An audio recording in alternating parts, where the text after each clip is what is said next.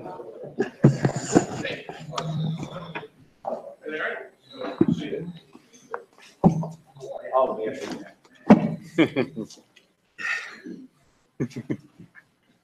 you doing, Fred?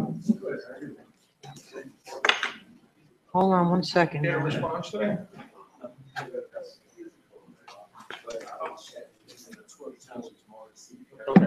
Okay. If not, you let me know.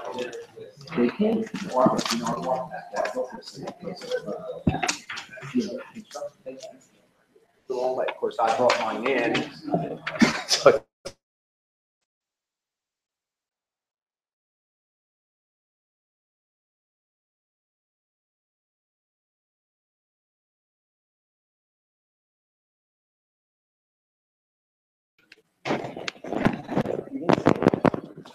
I haven't said anything yet. You okay? Yes. Good evening, everyone. Would you please join us in a salute to the flag? I pledge allegiance to the flag of the United States of America and to the republic for which it stands, one nation, under God, indivisible, with liberty and justice for all.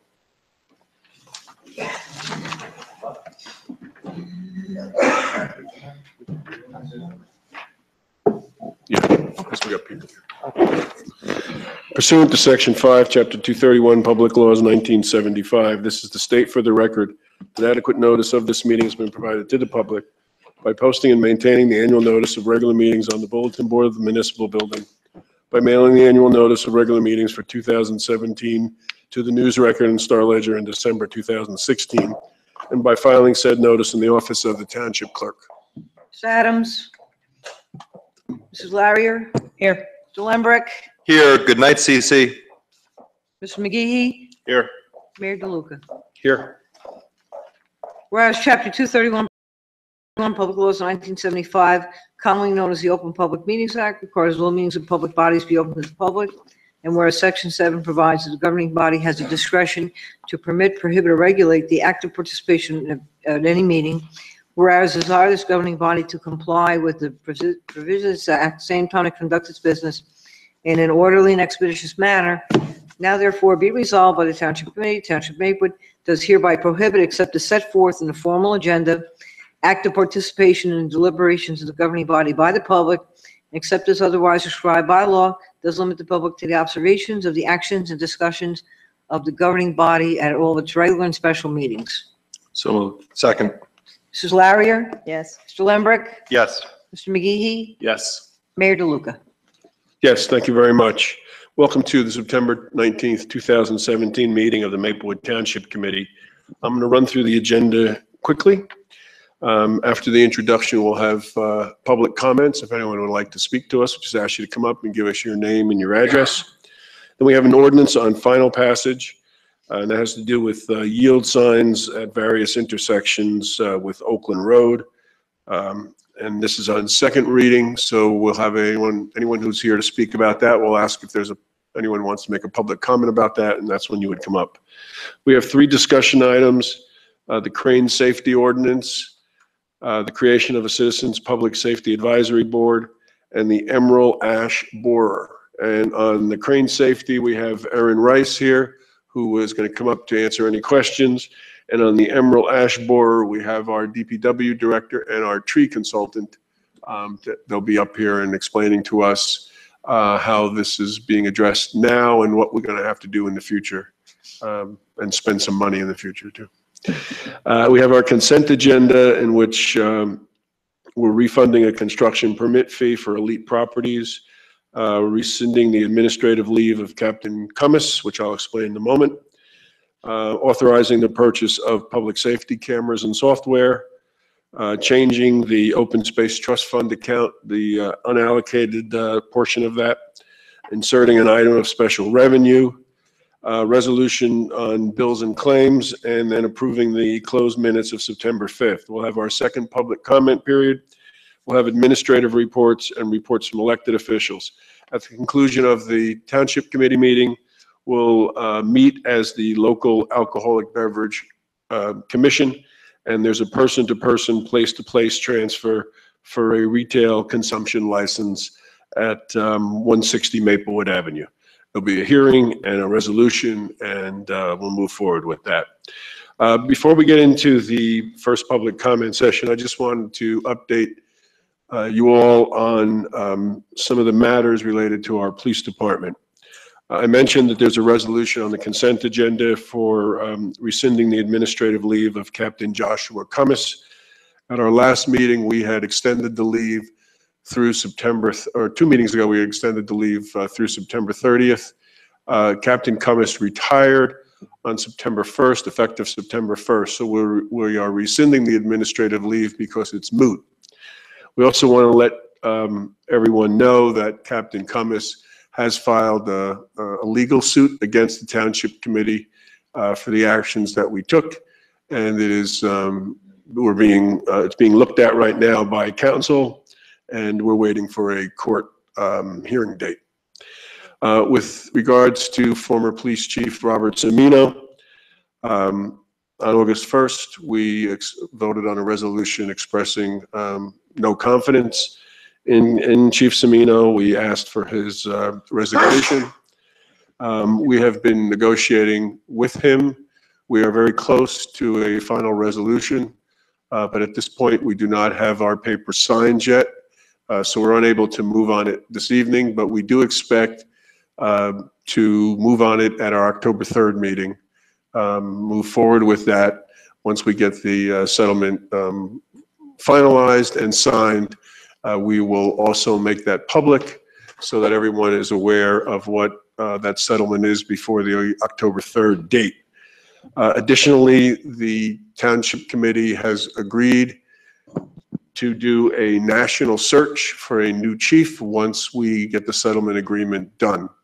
And so we will, at the same time as we're moving forward with the resolution to Chief Cimino's status, we anticipate moving forward with the process of selecting a new chief. And that, again, will be a national search.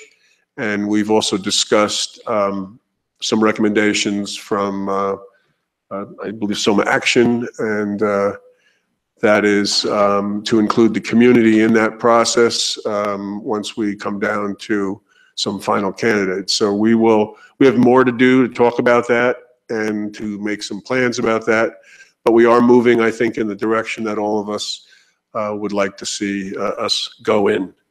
So that's where we are with our report on the status of the police department. And with that, I'm going to move to the item number 5, which is a public comment, if anyone would like to address the Township Committee. Guess I don't have to move. So no one wants to come up and talk to us at this point? Okay, we have another one, which we'll get to pretty quickly. So we'll close the first public comment session, and we'll move to item number 6. We have an ordinance on final passage. Mayor, ordinance number 286817, an ordinance to amend Chapter 257 of the Code of the Township of Maplewood entitled Vehicles and Traffic. This ordinance will add a yield sign on Plymouth Avenue at its intersection with Oakland Road, a yield sign on Corder Avenue with its intersection with Oakland Road, a yield sign for the eastbound lane of Oakland Road at its intersection with Oakland Terrace, and a yield sign Oakview Avenue at its intersection with Oakland Road. This ordinance has been published, copies posted on the bulletin board in the municipal building, and copies made available to the general public in accordance with the law. Is there anyone who would like to speak on this ordinance about yield signs? Very important, actually, which I shouldn't joke about. This is part of our pedestrian safety initiative. I think it's relatively non-controversial, though. Yes, I think everyone's in favor of it. Yeah. So seeing no one, are you going to move it? I'll ask Mrs. Larrier if she will move it. Yes. Mayor, I move this ordinance be adopted as a whole and the clerk be directed to publish the same as a past ordinance in the Maplewood South Orange News Record according to law. Second. Okay. Is there any discussion by the Township Committee? Please call the roll. Mrs. Larrier. Yes. Mr. Lembrick. Yes. Mr. McGehee. Yes. Mayor DeLuca. Yes, thank you. Okay, our first discussion item, crane safety ordinance. Erin Rice, would you come on up to the microphone? Erin is the Coordinator of Community Relations for the International Union of Operating Engineers, Local 825. We had the opportunity at the Planning and Engineering Committee meeting to meet with you to discuss this. Could you give us a little, we've had copies of the proposal. Yes. Could you give us a little idea of background as to why you're looking for local governments to adopt these? Certainly, certainly. So part of what I do in my role with the operating engineers, what we do is represent heavy equipment operators throughout the state of New Jersey and in 5 counties of New York as well. And one of the things that we try to do in our community outreach is to make sure that, obviously not only our members are working, but to also make sure that the highest safety standards and standards in the industry are really upheld, and to try to improve the industry safety standards for everyone. So part of what we started to realize is that many of the rules that are governing the operation of cranes in New Jersey are not necessarily enforced all of the time, just due to the lack of staff and the lack of ability for the agencies that regulate them to have any response to any type of accident or proactive sort of approach to making sure that people are following the rules.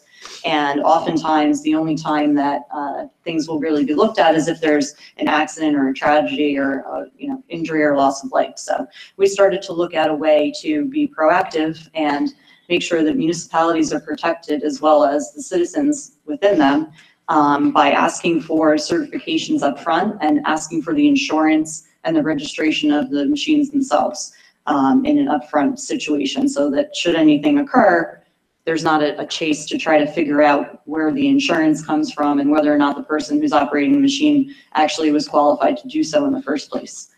So that's where this ordinance comes to be. We began working on it with a number of towns earlier last year. So we have about 20 municipalities now in New Jersey who have adopted this ordinance.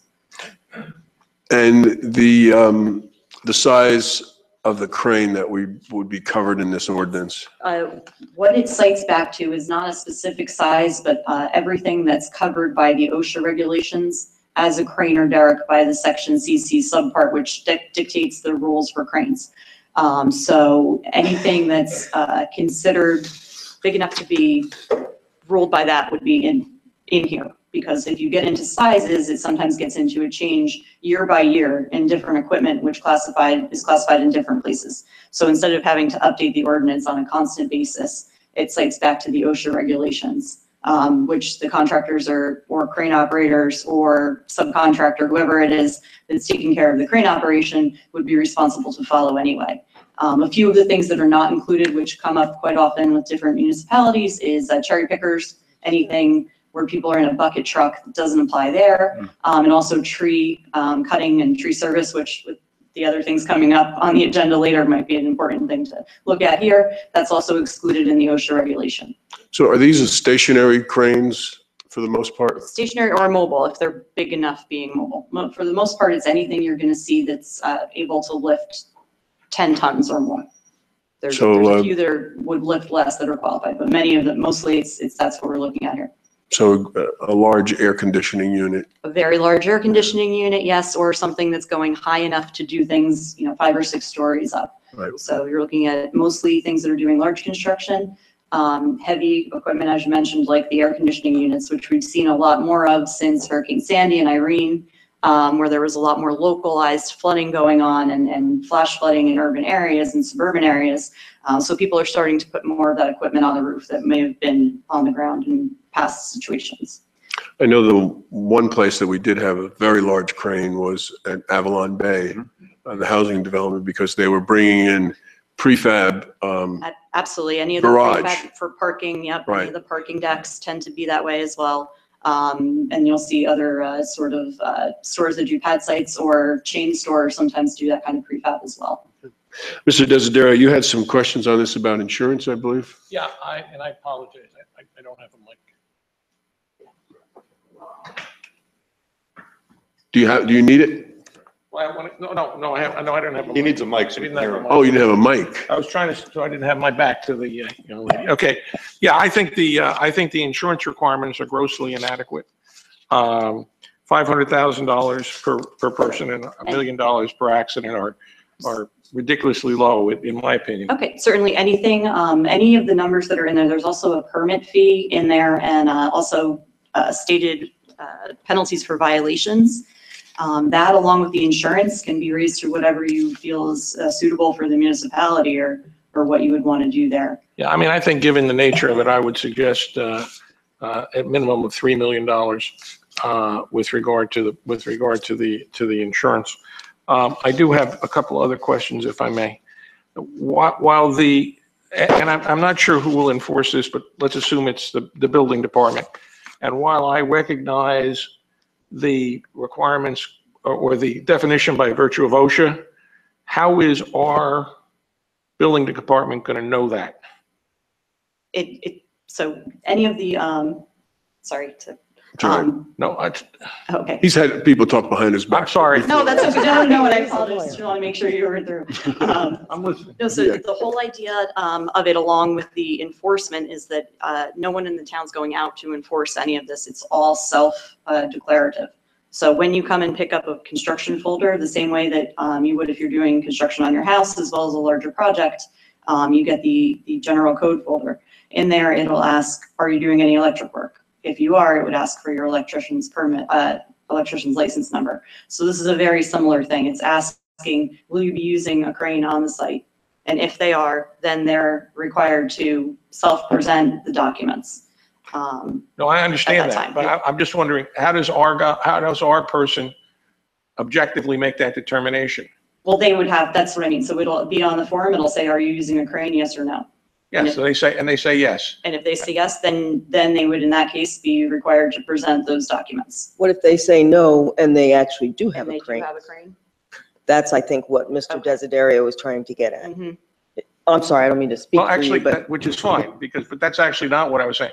They have some mechanism that doesn't qualify or does qualify within the definition of crane, which suggests to me that the enforcement officer has to understand this provision in order to be able to enforce it. That's the point I'm trying to get And at. that's what they will know. So these documents are already required to be on site. So they will know whether or not they have a machine that's requiring those documents to be on their job site. So when he goes to the scene, it's okay, Mayor? Yeah. When he goes, when the construction official goes to the scene and sees a crane, he would then ask them to present their documents, and he would then be able to make a determination as to whether or not it falls within the ordinance or not. Yes. Okay.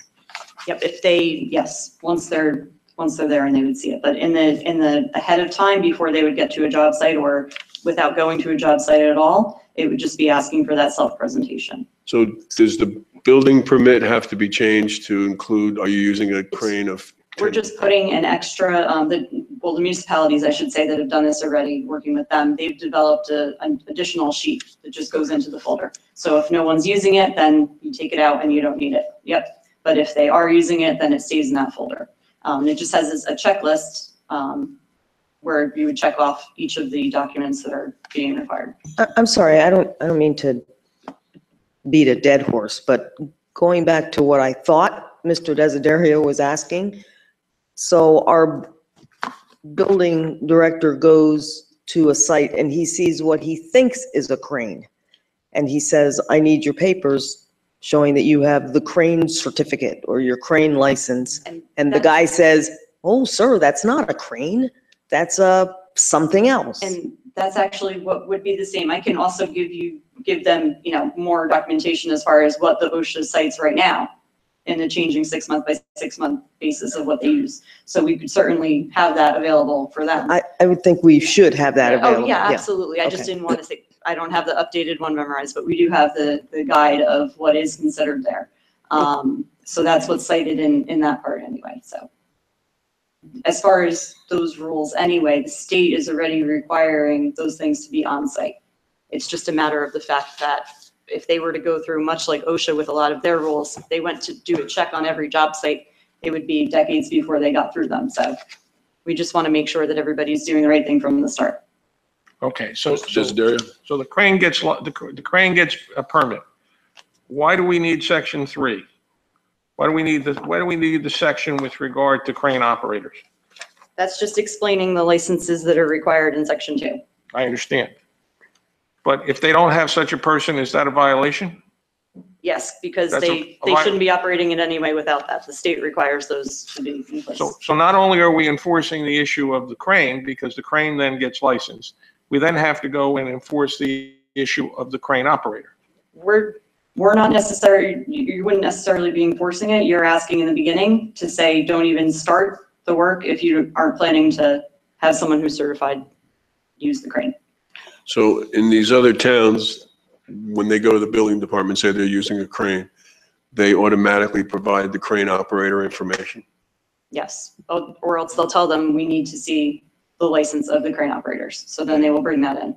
When they file the application, do they know who the crane operator is going to be? If they don't, they can follow up with that information. I mean, I don't mean to belabor this, but I am. Okay, shall have at least 1,000 hours of crane-related experience. Well, Those okay. are all the things that you need to have your certification in New Jersey. So that's already in there.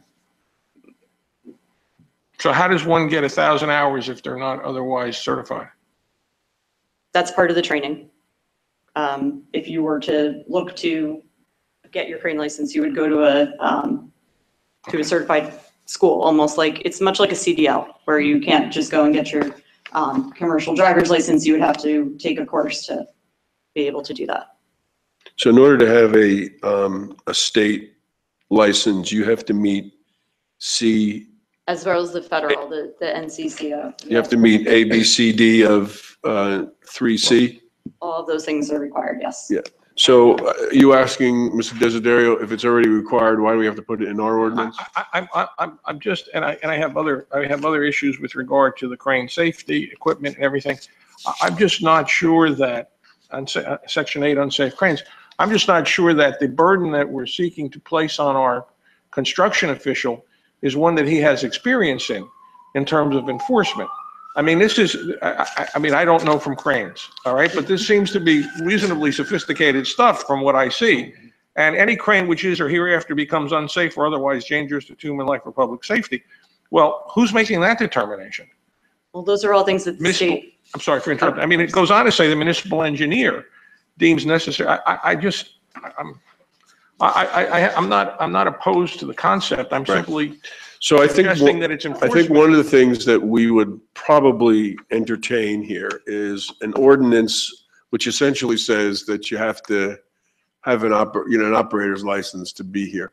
And whatever is controlled by the state or anything like that, you don't think it needs to be put in here again? Yeah, I'm simply, I mean, OSHA's, I mean, that's part of, and I realize OSHA only comes out when there's an accident, but I'm just not sure, and I don't want to have the town assume a responsibility for inspection and certification of this equipment if we don't have the experience to do it. Right. As an example, elevators, we subcode out those to specialists to come in and do elevator inspections because we don't have that experience.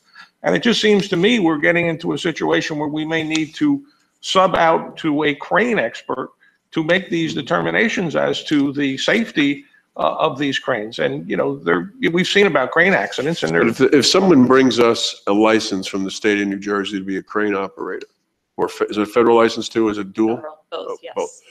Then we have to assume that they've met the 1,000 hours, that they're over 18, Yes, and that they have a current medical examiner certification card.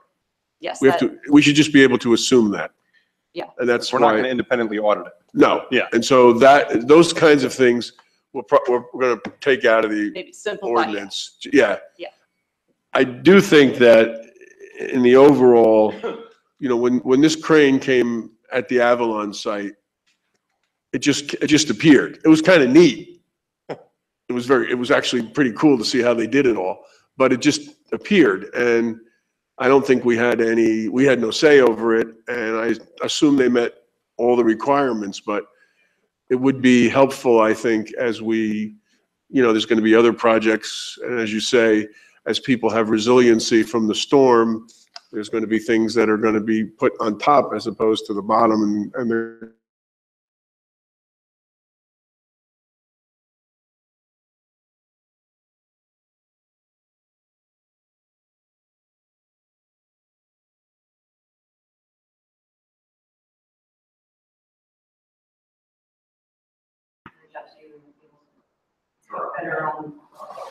Now the cameras on.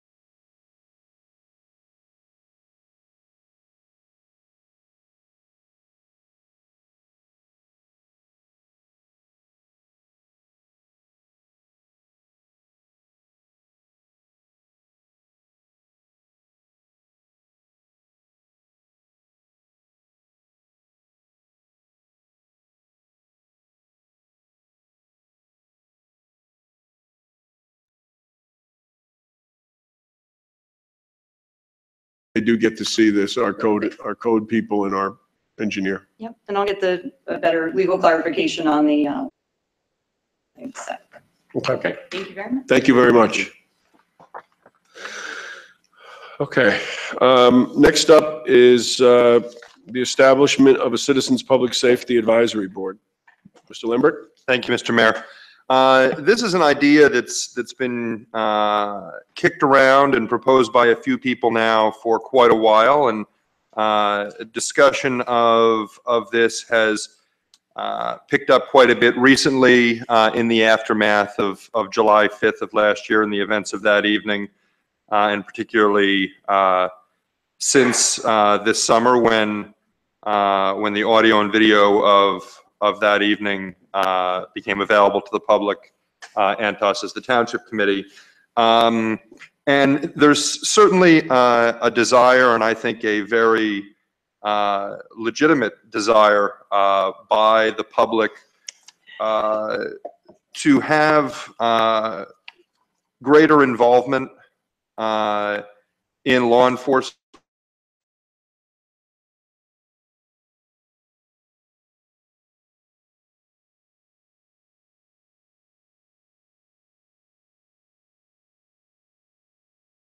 We certainly saw some of this earlier this year with the welcoming community resolution, and as we move through that process from the resolution to actually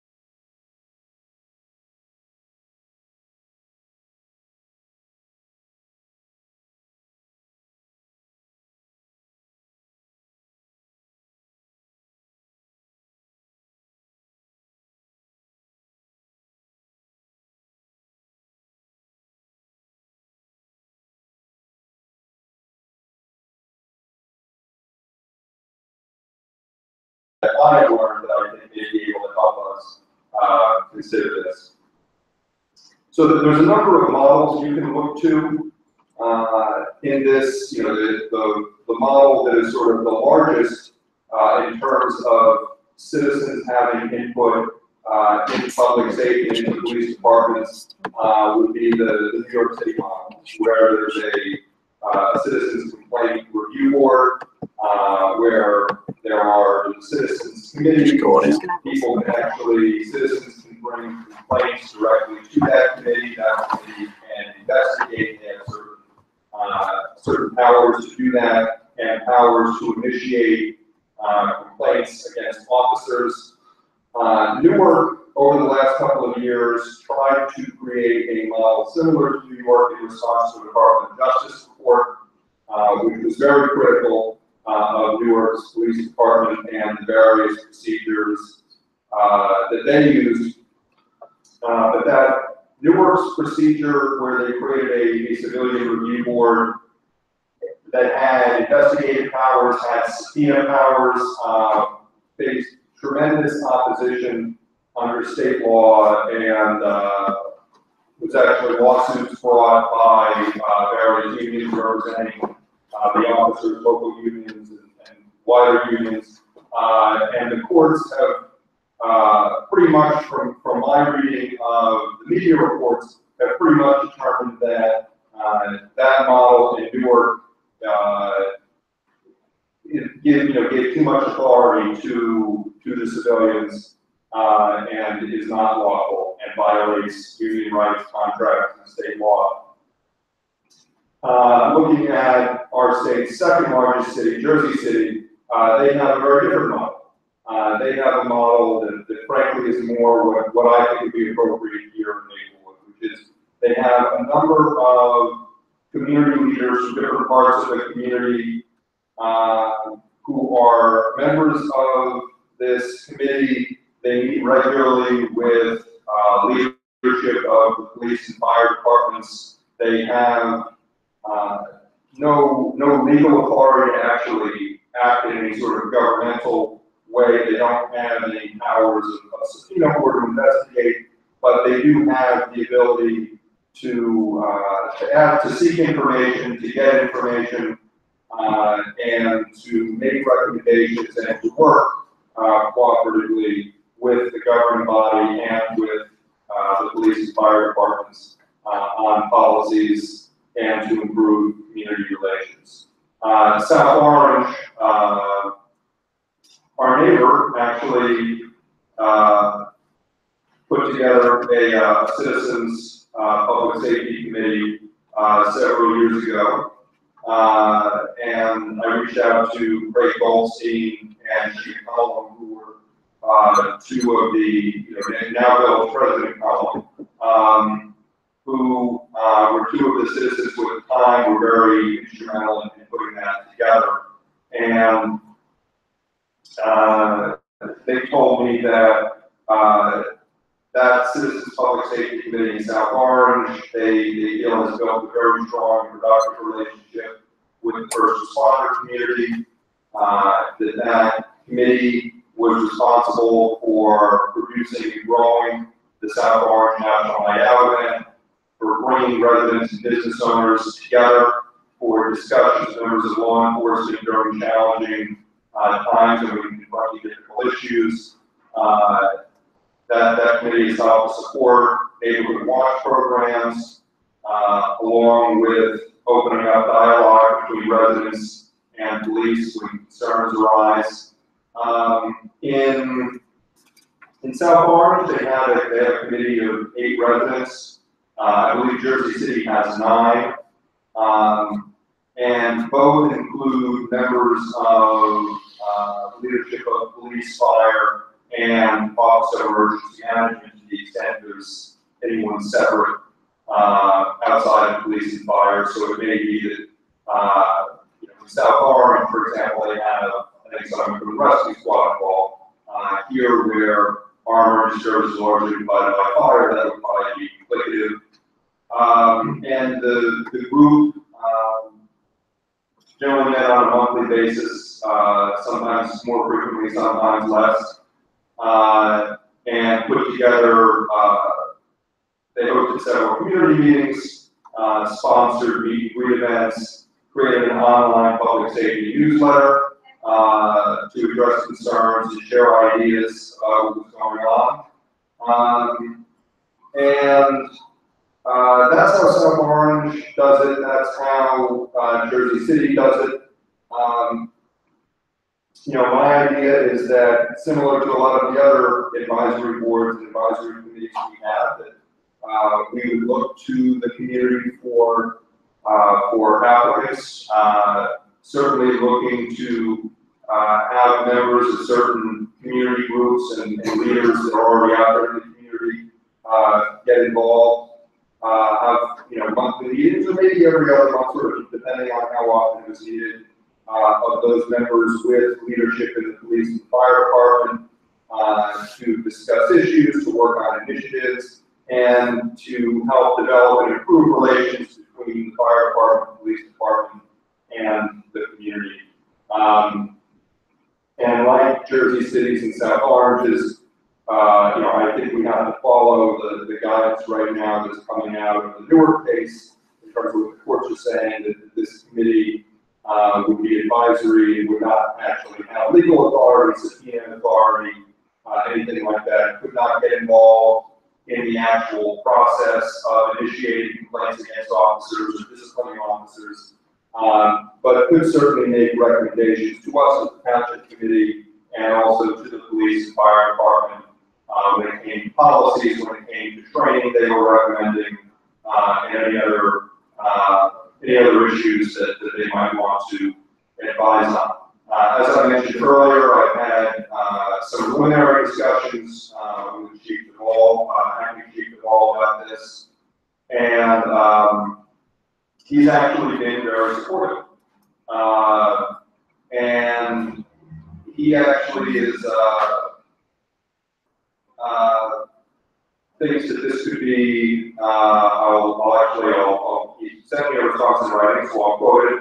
I believe a public safety advisory board would be a very important step in renewing the public's trust in the department. It would provide openness to the internal workings of the department, and it could serve to improve the quality of police services by creating awareness within the department and the community that the community cares about and is paying attention to the actions taken by our officers. So I think there is recognition of police leadership that, if done correctly, this could actually be something they would welcome and it'd be helpful. I think obviously there could be discussion, different viewpoints about how best to do this, but the chief also did feel strong that the advisory board should not and probably cannot legally have input on officer discipline. The discipline process is guided by state law. The county prosecutor can become involved. There's an internal affairs function under the department's rules and regulations, and that process has to, as a legal matter, remain in place. So we can't delegate any of that authority to a civilian review board.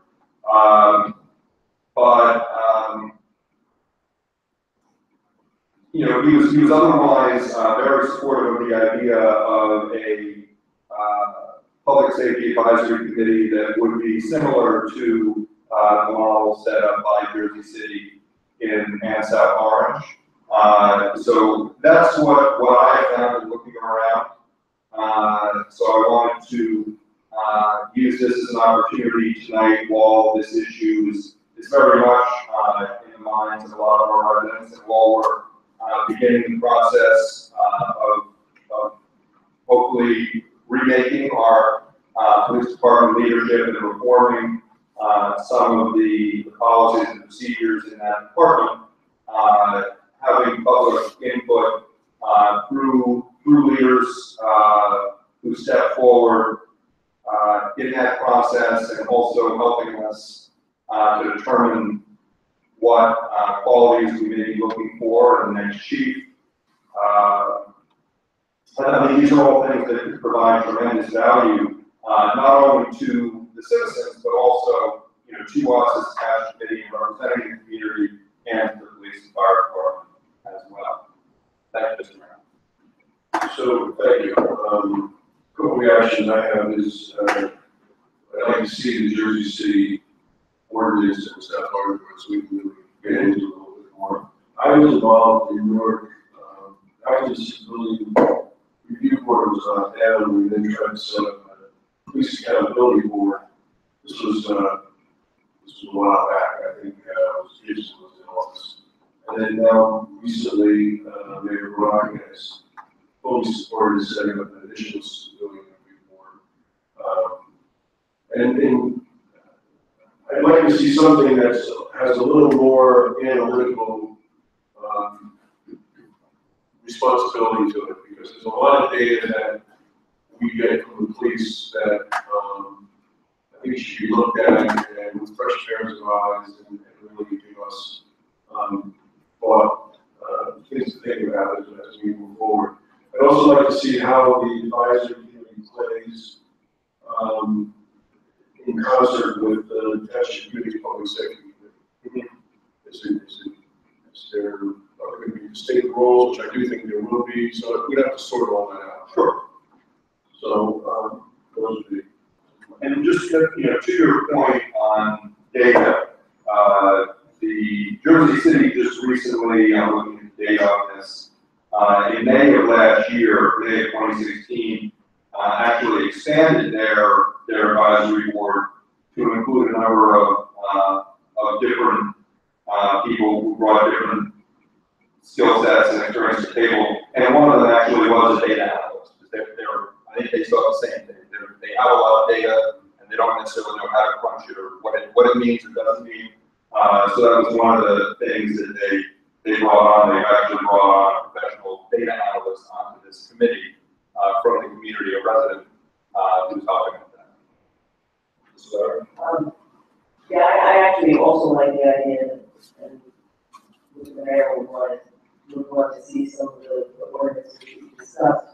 I also see an opportunity for other of our existing standing groups to have liaisons, maybe to this advisory committee. Specifically, I'm thinking of the senior advisory committee, who just in some of our meetings, some public safety type issues have come up.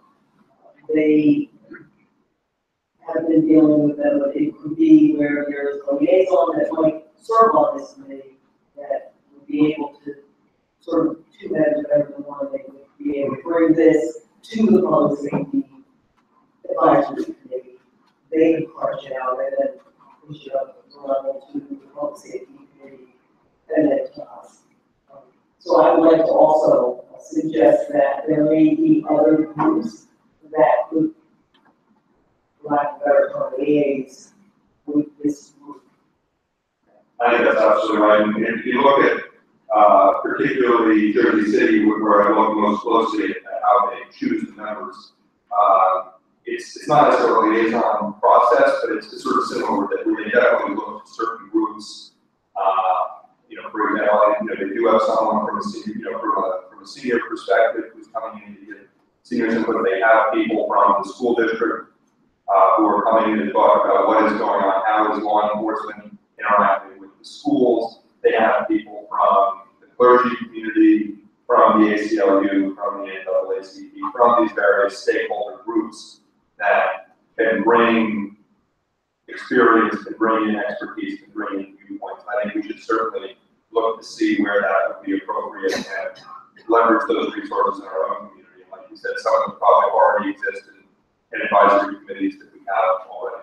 And if I recall also correctly from solar actions proposal, they suggested there be a youth advisory board as well. And I'm thinking that might be very well folded in or somehow look into that as well. Right, and as some of you saw, the chief copied everyone on his response. Thank you, Chief Hall, actually.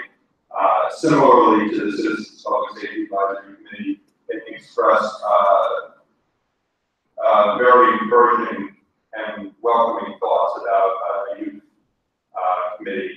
Meetings that would be really useful in helping to bridge some of the gap that's was probably already existed, but certainly became very clear in light of July 5th. I like the idea, number one. I think it's a great concept that we can do right now in the community.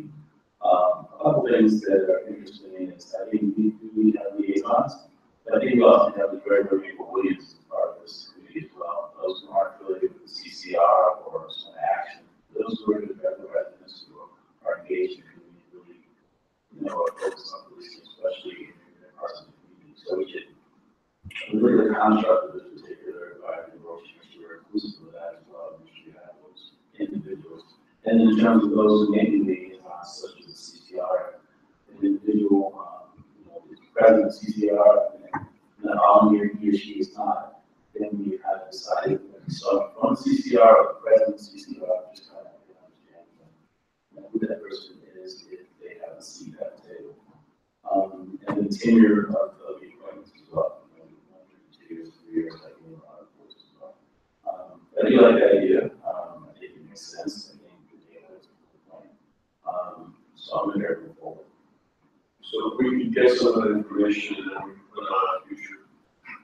Sure, yeah, I think I'll go about trying to gather that. Some of that I think I have no problem getting ready for October 3rd, but it may be that October 17th, you get the rest of it. Yes, yeah, I'll put something on for a future meeting, and I'll certainly, some of the data that can be distributed earlier, some of the resources like the ordinances and the other communities and stuff that I can get quickly that I'm looking at myself. I can pass that along. Thank you, Mr. Mark. Next up, we're going to talk about trees, the emerald ash borer, and Mr. Bell, our DPW director, Mr. Shuckman, he's our consultant dealing with trees in Maplewood. We've had some comments and discussion about this at the Engineering and Public Works Planning Committee. We wanted to bring it here because it is a severe problem that's occurring, and I sort of joked about the money, but we're going to have to spend some money going forward in replacing a sizable number of trees. Yeah, let me, I'll give you comment about the Rental Public Works. For those of you who may not know what the emerald ash borer is, I'd like to give a little background on it. Sure. Now, let Mr. Shuckman give some details as to what specifically relates to Maplewood. The emerald ash borer is a beetle that is native to Asia. It was migrated to the United States as it was transplanted here via infested wood products such as shipping pallets and building materials. It was first discovered in Michigan in the United States in approximately 2001, 2002. You move the microphone a little closer. Okay, it was first noticed in Michigan in approximately 2001 and 2002. Since then, it has migrated to the entire eastern half of the United States. It's currently, according to the U.S. Department of Agriculture, it's currently within 31 states and provinces in Canada. On the eastern side of the United States, only 2 states at this time are not infested with the ash borer. The beetle is extremely destructive. It kills thousands of millions of trees at this point. It was first located in New Jersey in 2015. And it was located in Somerset. Since then, it was migrated northward, and it was noticed in Essex County in 2016. Since then, it's continued to infest our population, and it's rapidly moving northward and westward. As far as the township and what we are doing to save some of our trees, I've had Mr. Shuckman do a windshield survey of the township, driving through the town, reporting on how many trees we have, how many fields are invested, and what we can do going forward. So far, the DPW has inoculated trees in 2014. We started off with doing 1 tree in Memorial Park, and then in 2016, we did 34 trees. The inoculations are a process that needs to be done every 2 years to be effective. For the 34 trees that we did in 2016, we spent approximately $6,800. And this would have to be increased to duplicate every 2 years. The pricing will probably increase as time goes by. With that, I'm going to let Mr. Shuckman give some of his feelings as far as whether or not we should continue to inoculate trees, or or let nature take its course and subsequently remove the trees? For the record, Stephen Shuckman, consultant forester at the Township of Maplewood, New Jersey licensed tree expert number 512. As Mr. Bell pointed out, in August of 2016, I did a street survey of the township. There's approximately 125 ash trees in Maplewood, not a significant number of street trees. That's probably 2% of your total inventory. Of those, probably 30% need to be removed anyway. So you're looking at possibly treating upwards of 50 trees, if that's the decision we choose to make. 50 in addition to the 35 we've done so far? Yes, the ones that were done so far were in the farm. Okay. And for the record, those are declining regardless of the treatment. And that has nothing to do with emerald ash borer. That's an age, environmental stress issue, typical of large ash. The biggest consideration at this point is, in my professional opinion, is the impact to the community residents. Probably a third of the tree removal permits that I survey each week are ash trees, primarily above Maplewood Avenue as you go upwards towards the reservation. There's no question the pest is here. I haven't discovered it in Maplewood. I have, we reported it in Montclair last year. We found it in Bloomfield 2 weeks ago. We found it in the reservation by the restaurant on Eagle Rock a couple of months ago. It's here. It's it's not a matter of when. It's already done. The question is it viable to spend money to treat street trees that will come eventually anyway? My professional opinion is we just bite the bullet, so to say. In other words, the trees that are already infected or appear to be infected or are poor quality, we're going to remove anyway. And as they decline, we remove and replace. We're working within the constraints of manpower and budget, and I can tell you right now, there's a lot more work to do than regards emerald ash borer. Yes. Does the borer only bore into ash trees? At this time, it is host specific. And that is the question amongst biologists right now is it is a host specific pest. However, nature has its way. And we don't know what the future holds as far as will it mutate and become a pest of other species? We don't know. But at this time, it is host specific. So I guess my question would be, if in your professional opinion it is, we just sort of bite the bullet as the trees decline, we take them out anyway, and the borer is here, so what happens when the borer decides, for whatever reason, I think I like this elm tree too, and they're in close proximity, or this maple tree, then we've got the bigger problem. If we don't, Yeah, that's true. That's not documented yet. I mean, I'm from the Midwest. I've been back to the Midwest where the pest first appeared. The devastation is tremendous. However, it has not been reported over the last 15 years in any other species. So that's a good thing. But I mean, that is we don't know yet. But Maplewood is fortunate that we don't have a large inventory of street trees. It's really more, it's going to impact residents more than it is the township per se. If you drive Ridgewood Road, Wyoming Avenue, all the side streets, everybody in that neighborhood has large ash trees in their yard and they're not. So one of the things we talked about at the committee level is staging the treatment of this. Yes. Doing the clear cutting, to try to address this over time. Correct. So treatment window is May, June. So we have till next May, June to make a decision whether or not we're going to invest in treatment and what trees we will treat. So for example, of the 100 trees per se that I've cataloged, those that are, the recommendation by professionals is under 12-inch diameter, don't worry about it, just remove them, replant them.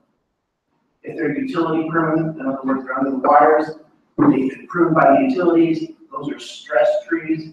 Stress trees are more prone to pest, remove them. So you're going to end up with 25, 30 trees that you may consider treating. So that at $20 an inch diameter for treatment for 2 years treatment, it's probably not going to be a lot of money. The question is, are those trees of high enough quality to afford being treated, or do we just wait 2 or 3 or 4 years till they become effective in decline? But, you know, you're talking about the ones you say, so that if you're 100 is saving 25 or 30, that means you're taking down 75. Correct. 70, 75. It's a lot of trees to take down the big one. Correct. But I bet, I'm guessing you know what we average a year for removals? I don't have that figure. I don't have that figure available right now. But, I would say, let's see. Okay. An infected tree has to be removed, no question. I have not found it yet in Maplewood. I've been sampling trees weekly for the last couple of weeks. Suspect trees, the problem with the pest is it starts at the top of the tree and moves its way down. So when I see a tree that's showing symptoms, the only way to really sample it is to call the crew, go up in the bucket truck, and do a significant sample. That's time consuming, no question. And also, as far as detection of the ash borer within the trees, as Steve said, it starts off in the crown of the tree, but additionally, it's like the female when she lays her eggs, they go underneath the bark of the tree. So we cannot just look at a tree and say, okay, we see signs of the ash borer. When we actually start to see signs, it's too late. The tree's beyond repair at that point. So, you know, and I just want to share, Ms. Adams is very concerned about, as she conveyed to you, about taking an approach that is so extreme that we can't really take these trees down. Like maybe other ways, or maybe some time that we need to treat some, wash some, take down some. So I think that's what we'll be talking about. I think what we wanted to do tonight was put this on the radar screen of the township. First of all, if we do have to take trees down, we have to understand why they're coming down. The second, if there's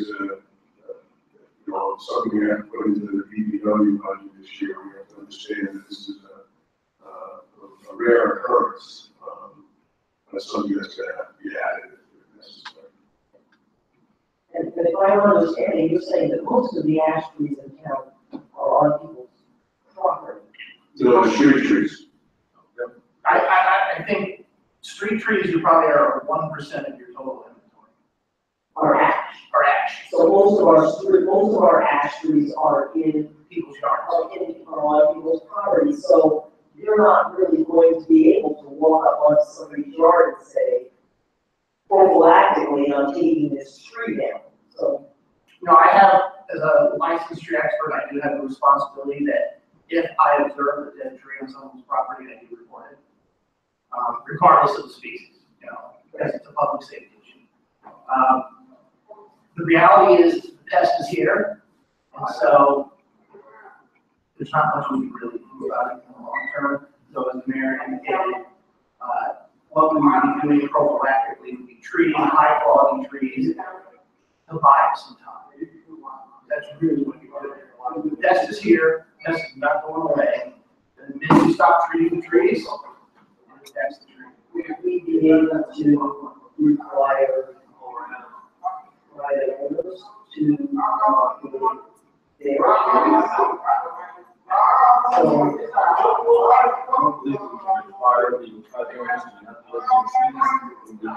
make recommendations as far as where they get certified tree experts to give them a clear evaluation as to which tree and whether it should be inoculated and or where.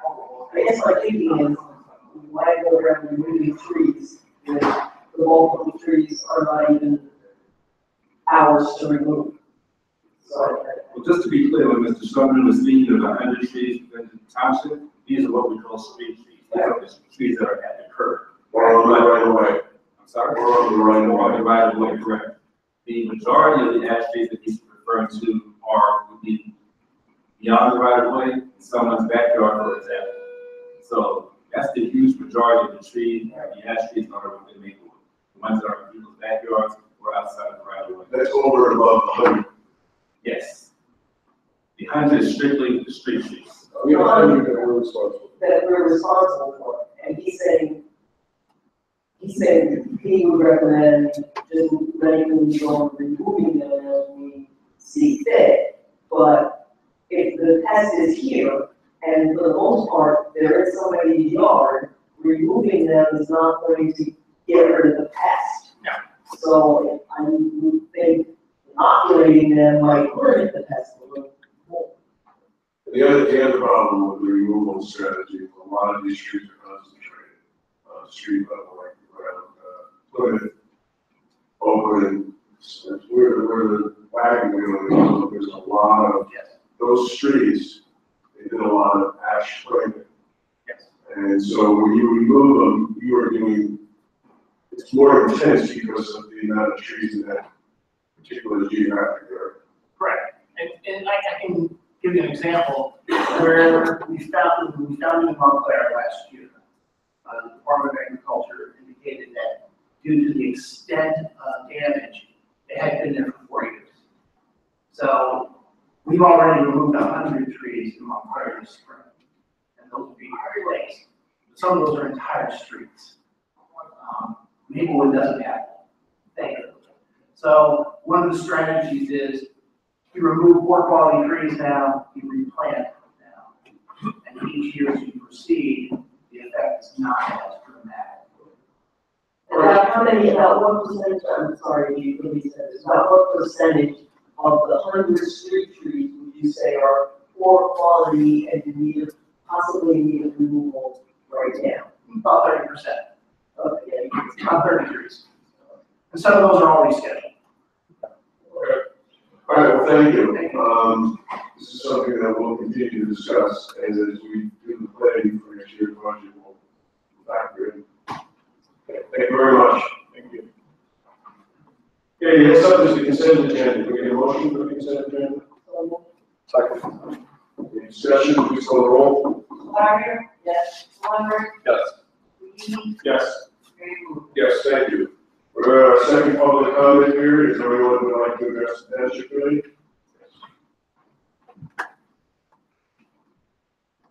Hi, my name is Shannon Kurt, and my address is 27 Wellesley Street, Maplewood, New Jersey.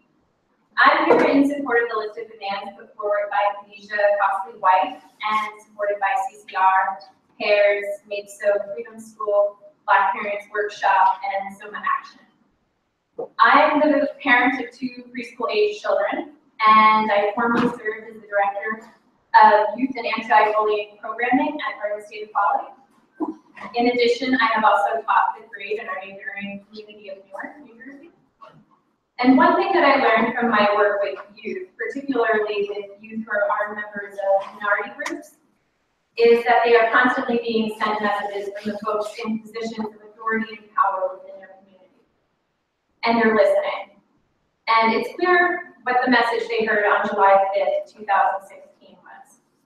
They heard that they don't matter, that their safety, well-being, rights, and lives don't matter.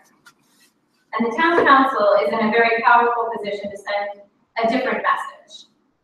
And I think that the work that Mr. Lembrick proposed in creating a citizens public safety advisory board, particularly one that includes youth, is really a great step towards telling our youth of color, our Black teens, what they need to hear is that we have their backs, that Black lives matter, that Black teens matter.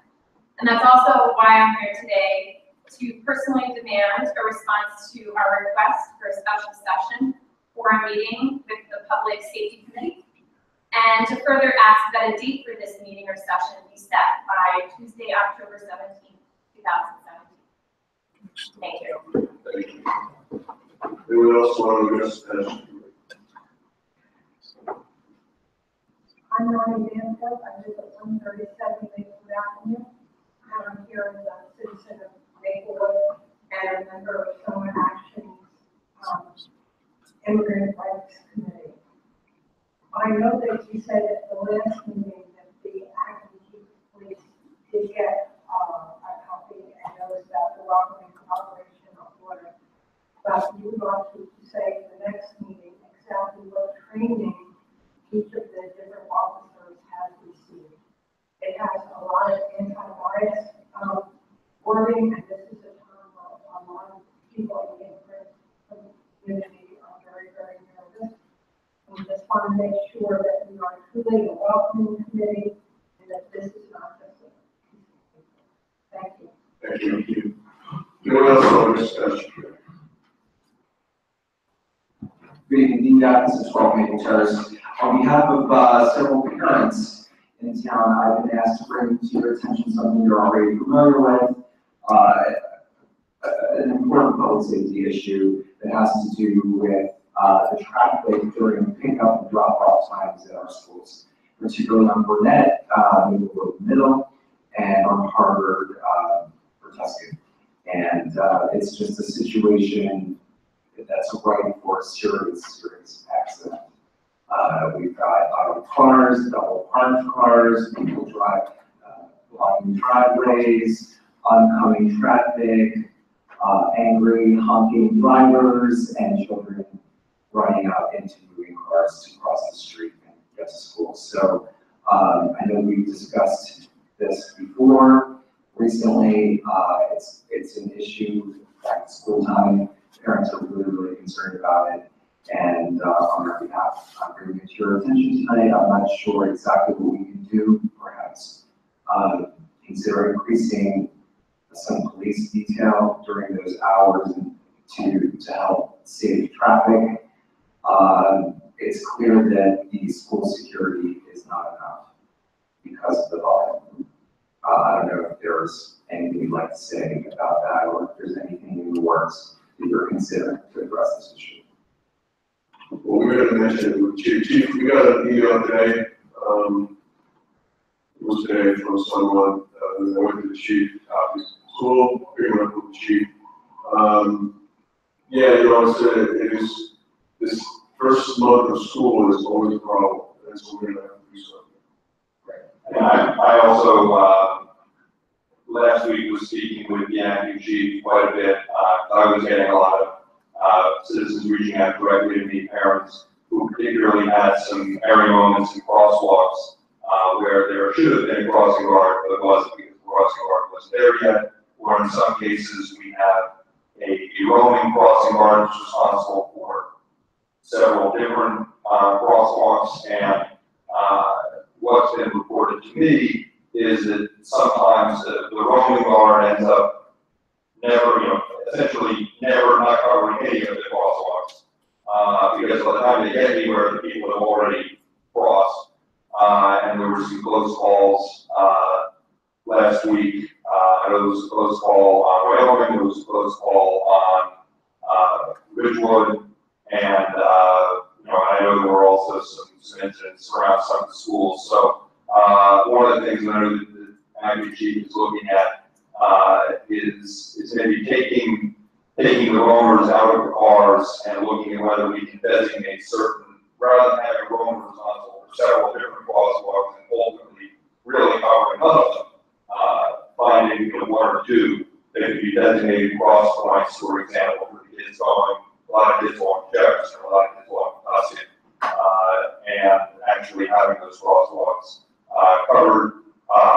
And we've also had patrols out sort of taking down data, when are the times where we're seeing the most crossings, and actually thinking about taking patrol officers, it's going to be a 10 or 15 minute period, it's going to be really the peak traffic either in the morning or in the afternoon, and actually to the extent it's required actually putting officers in some of those locations, to assist with the crossing, but really to do enforcement, because a lot of times drivers, even when I was coming here tonight on Prospect, I saw people waiting in a crosswalk has literally dozens of cars just went through, most of them going by my eye, well over the 25-mile-an-hour speed limit, and not even thinking to slow down for the people who were waiting to cross in the crosswalk.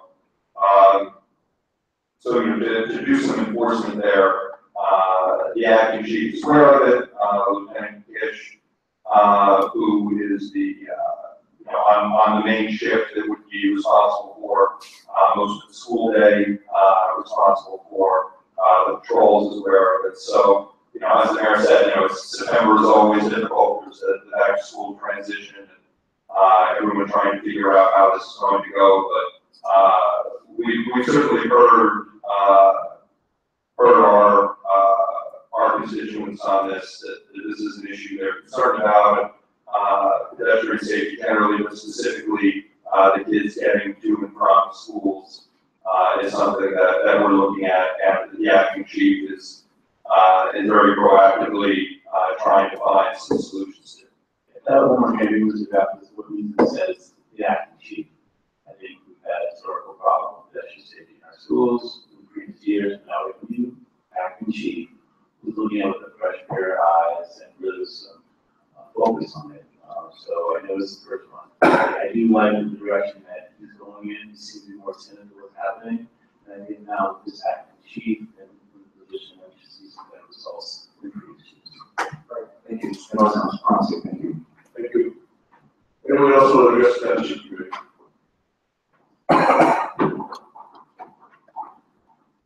Hi, I'm Carrie Gordon from 34 Gerard Place. I hadn't intended to speak tonight, but I was a PTA president at Tuscan last year, and I want to take the opportunity. We could definitely use some more enforcement at pickup and drop off. Most of the people who are violating are parents, and they don't listen to the PTA, they don't listen to the school principals,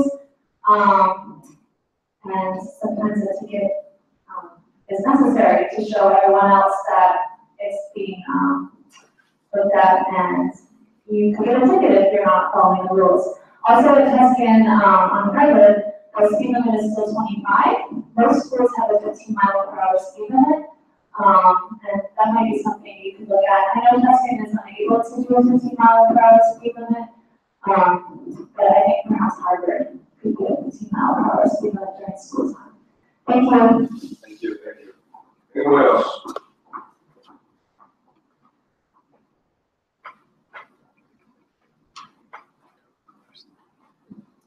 Heather Craig, I hate my own place. Following up on the question of creating a citizens public safety advisory board, the idea of improving communication between law enforcement and communities is a great one.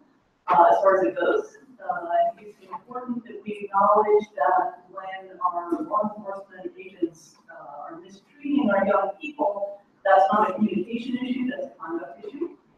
There's already been, as has already been acknowledged, an advisory board does not have the authority to address that directly. So while that's a useful piece, it needs to be done in the context of other best practices. So I want to urge the committee to respond to demands laid out by Soma Justice and other groups regarding the other pieces, broken windows policing, for-profit policing, the use of force, training, preventing militarization, and so on. So those can be put together with the improved communications to make a difference. And I think I speak for a lot of us when I say we'd really like to see this handled with as much urgency as possible. This is our young people's safety. Thanks. Thank you. And one thing I'll just say is, as chair of the Public Safety Committee, this was discussed with not only the acting chief, but one of the captains was there at the last Public Safety Committee meeting just last week. We went through the list of demands briefly, but agreed that the acting chief and his commanders would go through them one by one and get back to us with their responses in writing. And they've already started that process. I referred earlier to some information that we've received from the chief that I quoted in my discussion report earlier.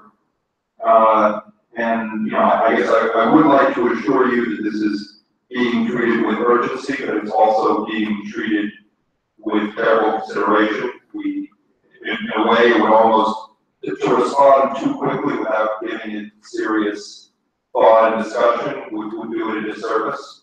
So these items are under discussion. We are giving it thought and getting input from the police in terms of how they think some of these things can be implemented, or to the extent they don't think they can be implemented, or think or they have concerns to tell us what they are, so we can try to resolve them.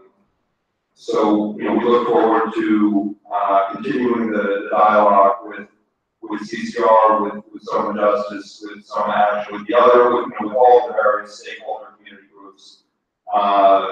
And it may be that dealing with all of these various issues together may be unwieldy. It may be that we'll have to do this somewhat piecemeal, but I certainly would be open to the idea of some time in the next month trying to find some time to sit down and whether in the context of a public meeting like this or more direct community forum that would be specific to these issues, to talking it through and giving an update, even if it's not saying, okay, we have final answers on all of this, sort of, here's where we are, here's where our opinion is, here's what we think we can do, here's what we think is going to be problematic, and continuing the dialogue in that way.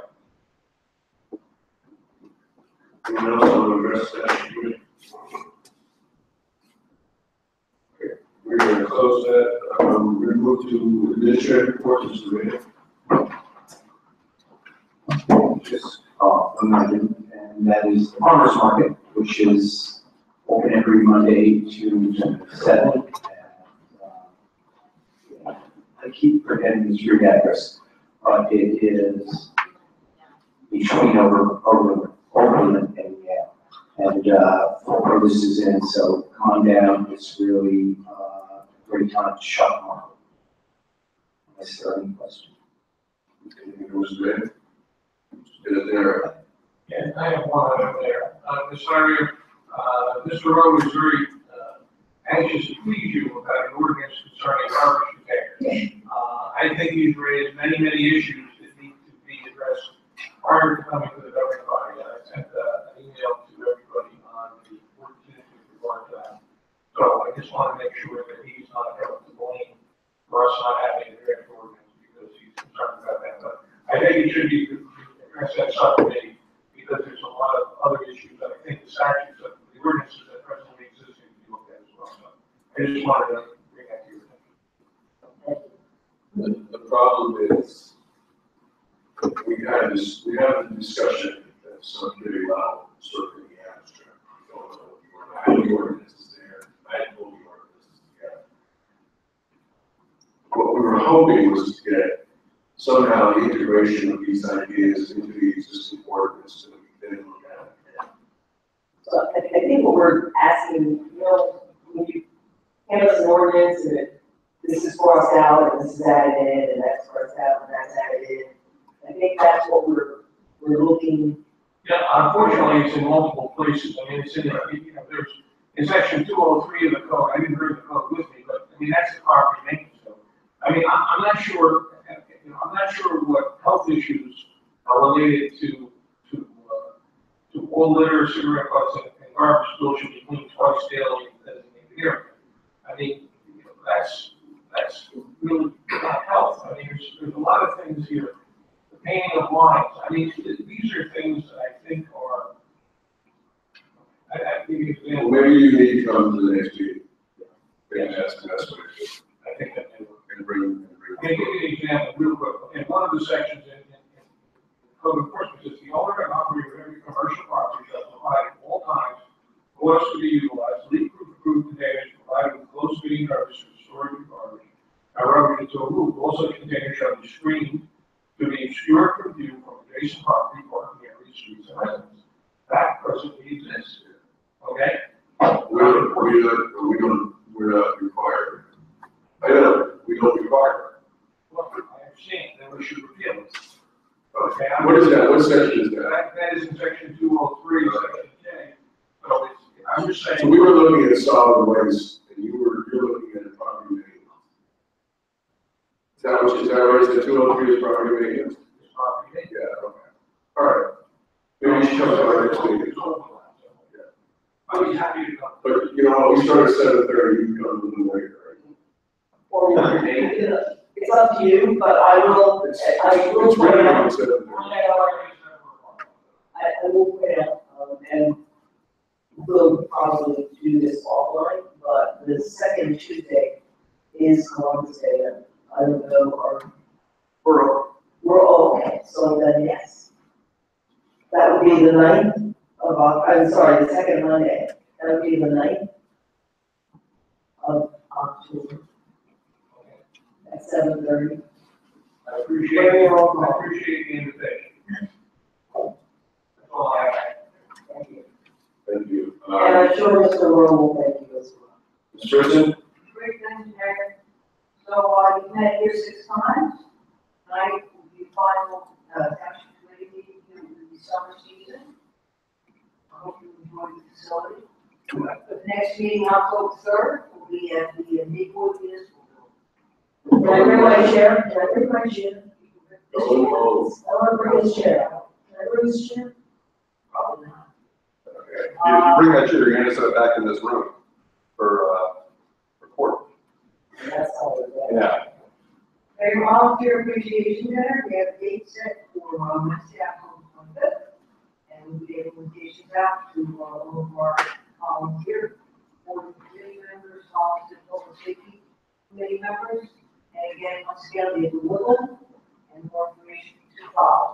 And my third item is no longer get asked at the last meeting, so in the meantime, I did give some information in between, and we'll get a post on the website, but, for the general election on November 7th, if you are interested in registering to vote and are not registered, the final day to do that is October 17th, Tuesday, and my office remains open straight till 9 p.m. that day.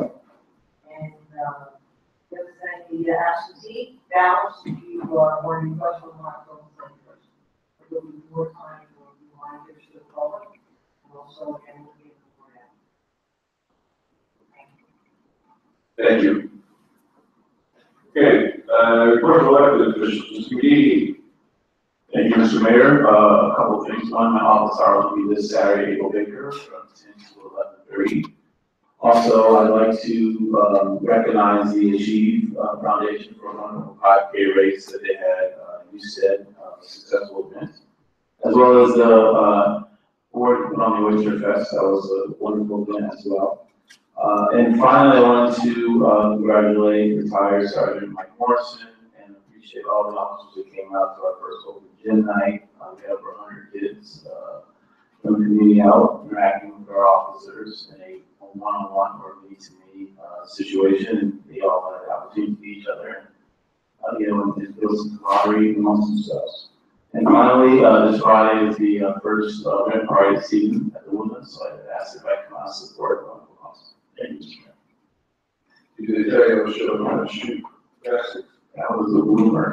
Yeah, and my show was still hurting. That was like 10 days ago. This is our. Well, I would like to congratulate, Usenet and Village President Sheena Collin on her event yesterday. It was a great event. It was a very good event for Usenet, and I think fun and a great time was had by all. And the money was great. So congratulations. Other than that, no reports. Thank you, Mr. Mayor. With the train service now restored, I just want to let people know that my very soon to be popular commute with the committee program is back on track, so to speak. If anyone would like to meet with me and kill the birds with one stone while riding into or from New York, let me know. I'd be happy to talk with you about what's going on in town and hear your thoughts or concerns you might have. Otherwise, I do office hours by appointment. Just reach out to me by email or on Facebook and let me know that you want to talk, and we'll set up a time and place. I know it's block party season, and I really enjoy not only my own block party, but being invited to a number of other block parties around town and having a chance to go in an informal setting, have a chance to meet other members of the community and hear about the different concerns, different interests of various neighborhoods around town. So I would encourage anyone with block parties coming up or thinking ahead to next year, at least speaking for myself and perhaps others, that, you know, send anybody. If you'd like a member of the township committee or anybody else in particular to come by, we'd be happy to do that. We'd love to get out there and go to events. So, you know, so please invite us. Following up on something Mrs. Larry just said, I think it's, you know, wonderful that the first South Orange Invitational yesterday benefited Youth Net, which helps over 1,200 kids between South Orange and Maplewood in our schools. And yesterday, that event raised nearly $30,000. So congratulations to everyone who was involved with that. And then, as Mr. McKee mentioned, this Friday night is the first run party of the new season. The Blasters are the headliner. It is great music for an even better cause, alleviating youth hunger in our community. So that is the place to be this Friday night. And Mr. Mayor, that is my report. Great, thank you. Just two quick items. One, this Sunday from 11 to 5, we have Art Walk in Lakewood Village. Next Tuesday evening, 7:30 p.m. at the library, we will have a public meeting, and we will be showcasing the newly expanded proposed library. It's really exciting. So come on out 7:30 at the library and be part of the process of imagining a 21st century library for our community. With that, I'm going to ask the motion to adjourn. Mr. Before you do that, may I ask, I believe you're hosting a candidate forum next week. Is I am Wednesday. I don't have much many details about it. Okay, it's at one of the next ones tonight. It'll be the, I think the first of the candidate debates for the Board of Education. And it will be hosted by our very own Mayor DeLuca and Village President Sheena Collins. So if you want to look at, we're now at 8 candidates for 3 positions. If you want to look at the people who are making important decisions for our school, including hiring a new superintendent in the coming years, most likely, that'll be our opportunity to see them all in one place. Great, thank you. Let's get a motion to adjourn. Second. All in favor? Aye. Okay, and we will meet again on October 3rd at the Maplewood Municipal Building. We now are going to reconvene as the Maplewood Local Alcohol and Beverage Control Commission.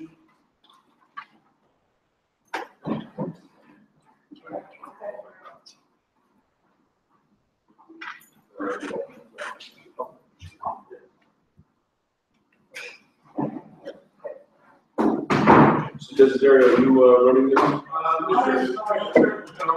Okay.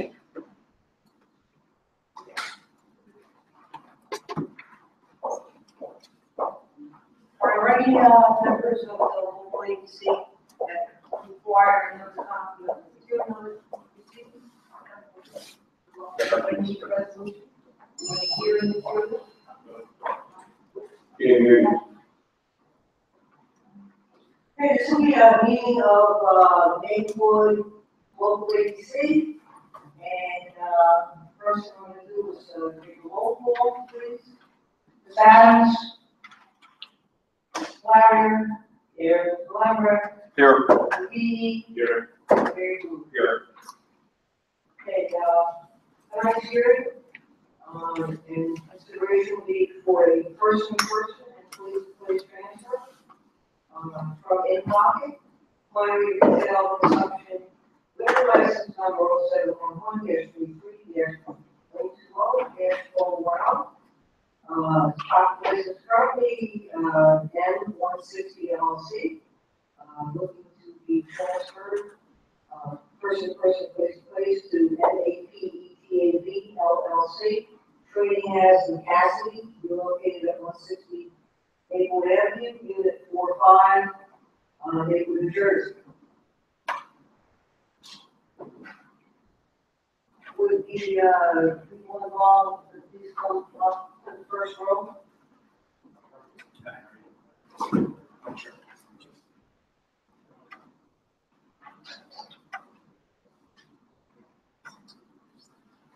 We're just waiting for the transfer. Oh. If we wait for the arrows, you know. I'm sorry, Mr. Sherman? Yes, my name is Doug Sherman, from Post Pollock in Roseland, and I'm here. I have with me today, Tom Harlan, who is the manager of the applicant. My name is Carl. Would you raise your right hand, please? Swear to tell the truth, the whole truth, and nothing but the truth, so help you God? Yes, sir. Mr. Chairman, by the way, Mr. Chairman, I want to compliment you on this. I've been doing this for a while. It's the most complete application I've ever seen. Okay, so I congratulate you, Carl. I certainly will.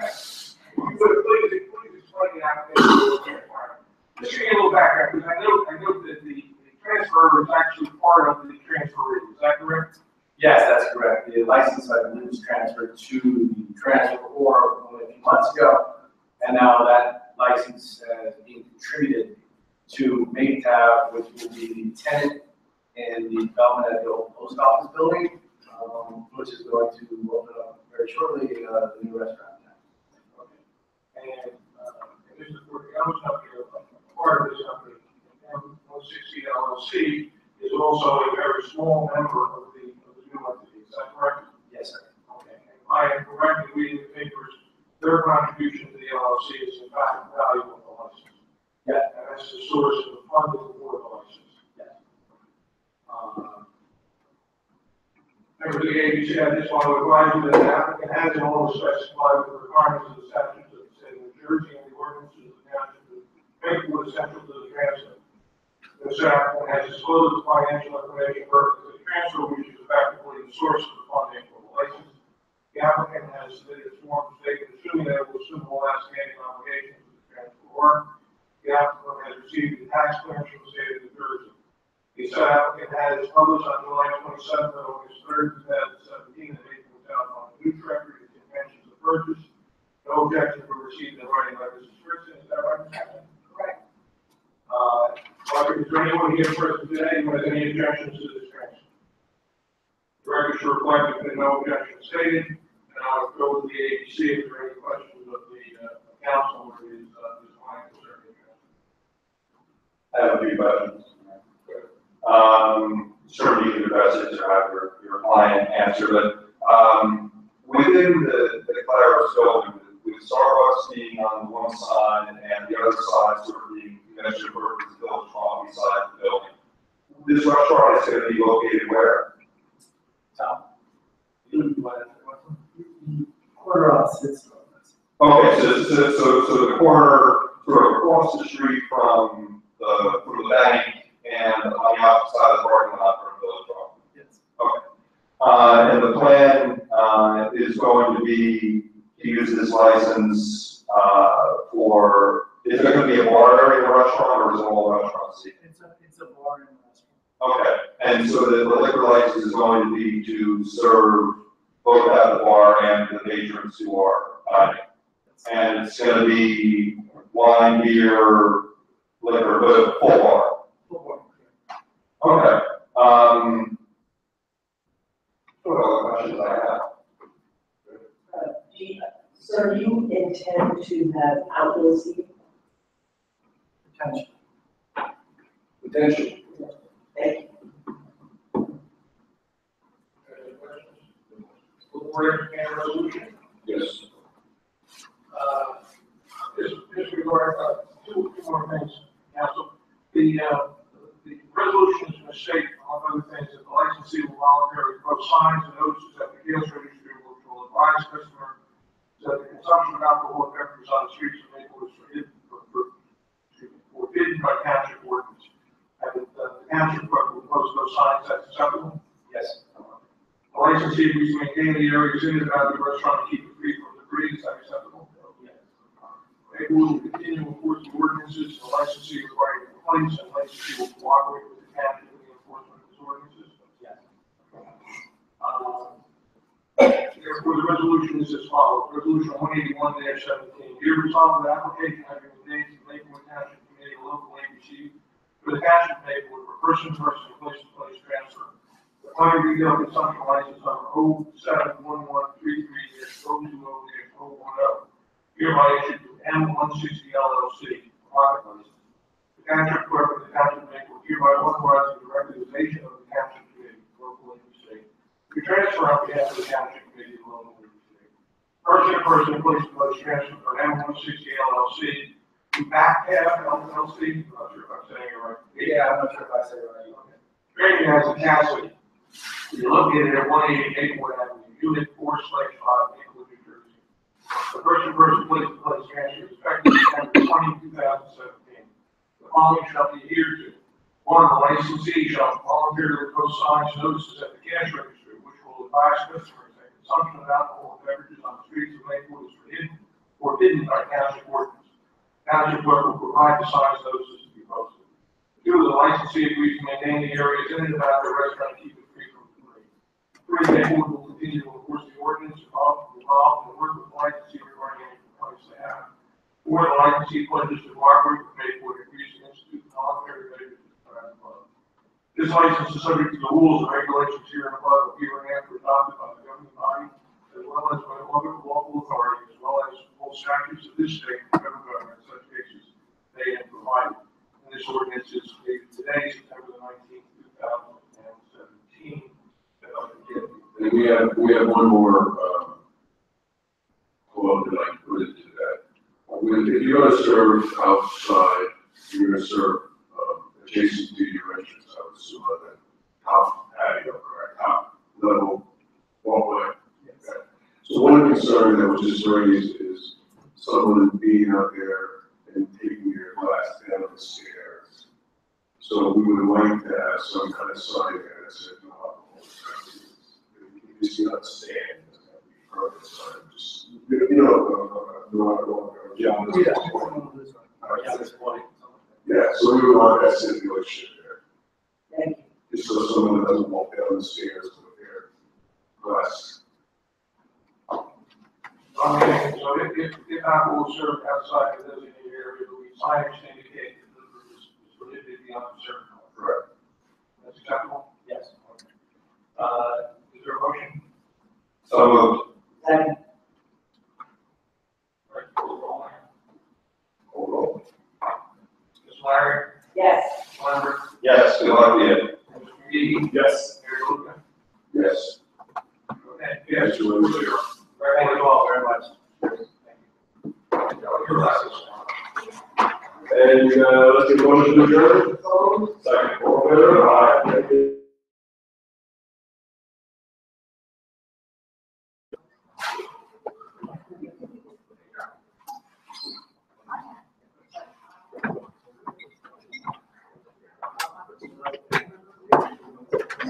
We are out.